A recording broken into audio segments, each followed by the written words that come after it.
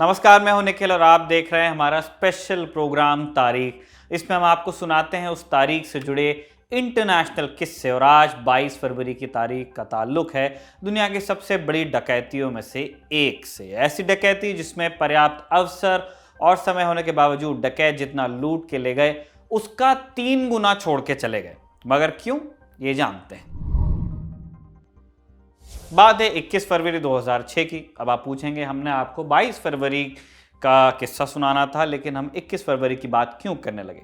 तो शुरू में ही बता देते हैं कि जिस डकैती की दास्तां हम सुना रहे हैं वो कुल 2 दिन चली, मतलब 21 फरवरी से शुरू होकर 22 फरवरी को कंक्लूड हुई। बात शुरू होती है 21 फरवरी 2006 से इंग्लैंड के केंट काउंटी के टोनब्रिज शहर की। मैप में आप देख सकते हैं ठीक ठीक कहाँ की बात है ये। शाम को लगभग 6:30 बजे यहाँ के वेले रोड में स्थित सिक्योरिटीज कैश डिपो के प्रबंधक कॉलिन डिक्सन को एक नज़दीकी गांव स्टॉकबरी से अपहृत कर लिया गया, उनको किडनैप किया गया। तब डिक्सन कार चला रहे थे। जिस कार ने उन्हें रोका वो एक पुलिस की गाड़ी लग रही थी, इसलिए कॉलिन को लगा कि जो उन्हें रोक रहे हैं वो पुलिस वाले हैं। तो जब पुलिस की वर्दी पहने इन अपहरणकर्ताओं ने उन्हें अपनी कार में आने को कहा तो वो बिना हील हुज्जत किए उनकी दूसरी गाड़ी में चढ़ गए। यह आने वाली बुरी घटनाओं की प्रस्तावना थी। कॉलिन को अपहरणकर्ता बंदी बना चुके थे। इसी दरमियान कुछ अपहरणकर्ता कॉलिन के घर भी चले गए। वहां उनकी पत्नी और उनके 8 वर्ष के बेटे को कहा कि कॉलिन का एक्सीडेंट हो गया है, आप लोग हमारे साथ चलिए। फिर बरगला कर लाए गए एक ही परिवार के इन सभी 3 सदस्यों को एक जगह बंधक बनाकर रख दिया गया। कॉलिन से कहा गया कि अगर वो कोऑपरेट नहीं करेंगे तो अंजाम बुरा होगा। मगर ये कोऑपरेशन किस चीज के लिए था, आगे आप जानेंगे। इन सभी बंधकों को बंदूक की नोक पर 22 फरवरी की रात करीब 1 बजे सफेद वैन में टोनब्रिज के सिक्योरिटीज कैश डिपो ले जाया गया। अपहरणकर्ताओं के पास तरह तरह के हथियार थे, AK-47, शॉटगन और हैंडगन। सिक्योरिटीज पहुंचकर इन्होंने स्टाफ के 14 सदस्यों को भी बंधक बना लिया। इसके बाद हमारी स्टोरी के अपहरणकर्ता डकैत या लुटेरे हो चले। सिक्योरिटीज में इनकी यह डकैती पूरे 2 घंटे चली। तसल्ली बख्श टाइम लिया इन्होंने। डकैती का अधिकांश भाग सीसीटीवी कैमरे में कैद भी होता चला गया। डकैती जिसके लिए ये लोग सिक्योरिटीज के मैनेजर और उसके परिवार वालों से कोऑपरेट करने के लिए कह रहे थे। डकैती कुल 5,31,16,760 पाउंड्स की, आज के हिसाब से कहें तो 550 करोड़ रुपए की डकैती, जो लूटे गए माल के हिसाब से अब तक की दुनिया की दूसरी सबसे बड़ी डकैती है। और डकैती जिसमें ये डकैत 15.5 करोड़ पाउंड तो छोड़कर ही चले गए, क्योंकि उनके पास इतना कैश अपने साथ ले जाने के लिए जगह नहीं थी। ये भी बता देते हैं कि 15.5 करोड़ पाउंड आज के हिसाब से कितने होते हैं, तकरीबन 1500 करोड़ रुपए। यानी कि इंडिया का जो चंद्रयान था वो बन जाएगा, उसके बाद 500-600 करोड़ बच जाएंगे। एनीवेज, लूटी गई राशि का करीब 3 गुना वो लोग छोड़ के जा रहे थे। लूट को अंजाम देकर ये लोग सुबह 2:45 के करीब भाग लिए। कॉलिन, उनकी पत्नी, बेटा और सिक्योरिटीज का बाकी स्टाफ कैश वाले कमरों में अब तक बंधक बने हुए थे। खुशकिस्मती से एक स्टाफ मेंबर के पास इन कमरों की चाबी थी। उसने खुद को और बाकी लोगों को बाहर निकालने में मदद की। अच्छी बात यह थी कि पूरी घटना के दौरान कोई हताहत नहीं हुआ।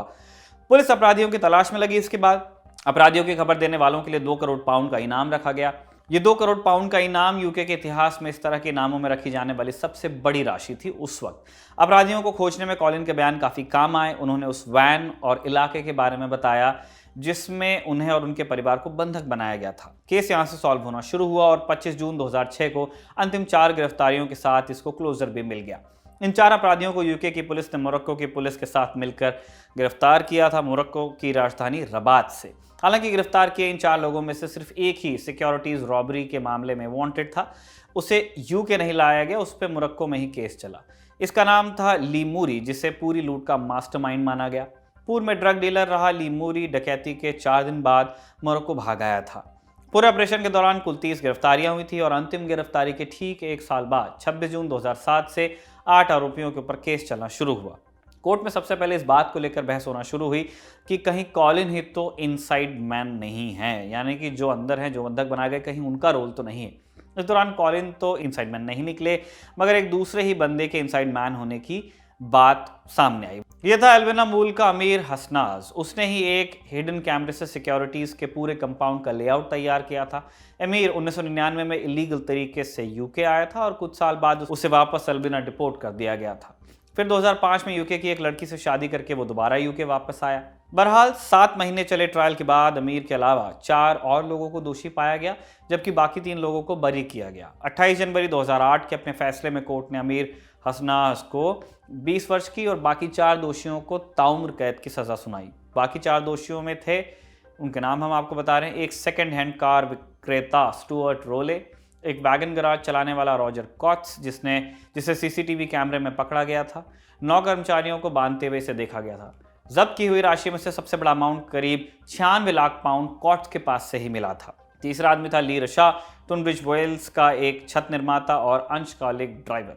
उसके घर की तलाशी ली गई तो पुलिस को सिक्योरिटीज का एक लेआउट मिला जिस पर उसकी उंगलियों के निशान भी थे। साथ में मैनेजर कॉलिन डिकिंस के घर की रेकी के लिए इस्तेमाल किया गया एक वीडियो भी उसके पास से बरामद हुआ। आखिर नाम है जेटमीर बुकपापा, जिसका काम डिपो मैनेजर कॉलिन डिकिंस के घर की टोह लेना था। बुकपापा 9 साल पहले ब्रिटेन आया था। वो भी अमीर हसनास की तरह ही अल्बिना मूल का था और दोनों एक कॉफी शॉप में मिले और दोस्त बन गए। कैसे दोस्त, आपने देखा। लुटेरों ने प्रोस्थेटिक मेकअप करके डकैती को अंजाम दिया था। ये makeup hairdresser Michelle Hague ने किया था। शुरुआत में मिशेल को भी पुलिस ने आरोपित बनाया था, लेकिन मिशेल के सरकारी गवाह बनने के बाद उसके ऊपर से सारे आरोप हटाए गए। उधर लूट के मास्टरमाइंड लीमूरी को मोरक्को की अदालत ने 10 साल की सजा सुनाई, जिसके बाद उसे बढ़ाकर 25 साल किया गया। आज 15 साल बीत जाने के बावजूद 3.25 करोड़ के लगभग की राशि रिकवर नहीं हो पाई है और न अब उसके रिकवर होने की कोई उम्मीद भी बाकी है। ये था आज का तारीख एपिसोड। शुक्रिया आप लोगों का जिन्होंने इस वीडियो को देखा। शुक्रिया दर्पण जी का जिन्होंने लिखा। विभा को शुक्रिया जिन्होंने इसे रिकॉर्ड किया और जो एडिटर है उनका नाम आपको डिस्क्रिप्शन में मिलेगा। Thank you.